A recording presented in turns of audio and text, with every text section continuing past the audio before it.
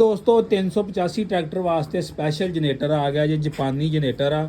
ਤੇ ਆ ਦੇਖ ਸਕਦੇ ਤੁਸੀਂ, ਮੈਂ ਤੁਹਾਨੂੰ ਦਿਖਾਲਦਾ ਵਾਂ ਕਰੀਬ ਤੋਂ 80 ਐਂਪੀਅਰ ਦਾ ਜਨਰੇਟਰ ਜੇ। ਆ ਦੇਖੋ ਜੀ 12 ਵੋਲਟ ਤੇ 80 ਐਂਪੀਅਰ।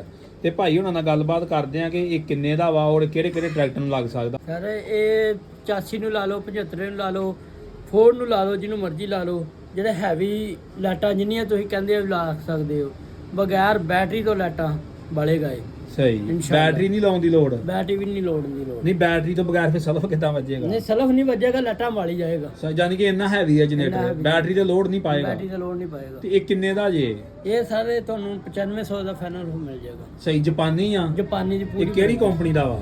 ਇਹ ਉੱਤੇ ਵੇਖ ਸਕਦੇ ਹੋ ਤੁਸੀਂ, ਨਿਸ਼ਾਨ ਦਾ ਜੇ। ਨਿਸ਼ਾਨ ਦਾ, ਨਿਸ਼ਾਨ ਦਾ ਜਾਪਾਨੀ ਜੇ ਭਾਈ ਜਾਨ।